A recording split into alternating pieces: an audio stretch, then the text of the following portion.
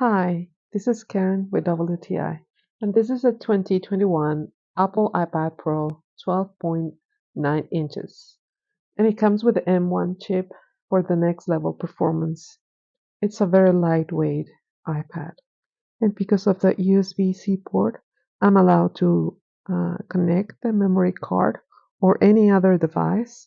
I really enjoy photography, so this one allows me to open the memory card, import the photos that I want, or import them all at once, delete them. It also allows me to edit.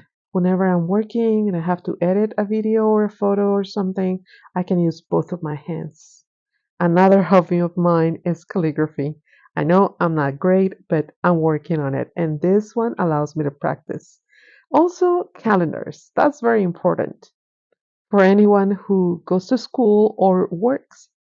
And also the fact that I can have several tabs open, even watching a video at the same time or using my calculator is amazing. I don't have to have this 27-inch screen in order for me to keep working. I love that. And it's so thin that it can fit on my purse. And that's our point of view.